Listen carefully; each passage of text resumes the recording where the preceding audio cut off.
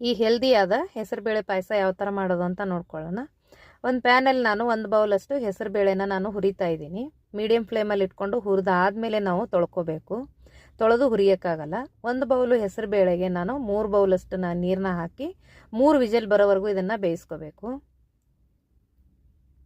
ನೋಡಿ 3 ವಿಜಿಲ್ ಆಗಿದೆ, ಹೆಸರುಬೇಳೆ ಎಲ್ಲ ಚೆನ್ನಾಗಿ ಬೆಂದಿದೆ.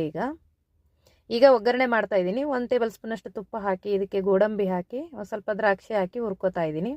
ಹುರಿದು ಇದೊಂದು ಬೌಲ್ಗೆ ತೆಗೆದಿಟ್ಕೋತಾ ಇದ್ದೀನಿ. ಇದೇ ಪಾತ್ರೆಯಲ್ಲಿ ಈಗ ಬೆಲ್ಲದ ಪಾಕ ಮಾಡ್ಕೋಬೇಕು. 1 ಬೌಲಷ್ಟು ನಾನು ಬೆಲ್ಲ ತೊಗೊಂಡ್ರೆ 1.5 ಬೌಲಷ್ಟು ನಾನು ನೀರನ್ನ ಹಾಕಿ ಬೆಲ್ಲದ ಪಾಕನ ಮಾಡ್ಕೊಂಡಿದ್ದೀನಿ. ಅದೇ ಬೇಯಿಸಿರೋ ಹೆಸರು ಬೇಳೆಗೆ ಹಾಕಿಬಿಟ್ಟು ಚೆನ್ನಾಗಿ ಒಂದು 5 ನಿಮಿಷ ಕುದಿಸ್ಕೋಬೇಕು. ಇದನ್ನು ಕುದಿಸಿದಾದ್ಮೇಲೆ ತುರಿದಿರೋ ಹಸಿ ಕೊಬ್ಬರಿ, ಅದು ಈಗ ಹಸಿ ಕೊಬ್ಬರಿ ಹಾಕಿ ಸ್ವಲ್ಪ ಹಾಲು ಹಾಕ್ತಾ ಇದ್ದೀನಿ. ಸ್ವಲ್ಪ ಹಾಲು ಹಾಕಿ 1-2 ನಿಮಿಷ ಇದನ್ನು ಬೇಯಿಸ್ಕೊಂಡು ಆದಮೇಲೆ ಏಲಕ್ಕಿ ಪುಡಿ, ಹುರಿದಿಟ್ಕೊಂಡಿರೋ ಗೋಡಂಬಿ ದ್ರಾಕ್ಷಿನ ಹಾಕಿ ಮಿಕ್ಸ್ ಮಾಡಿದ್ರೆ ಪಾಯಸ ರೆಡಿ.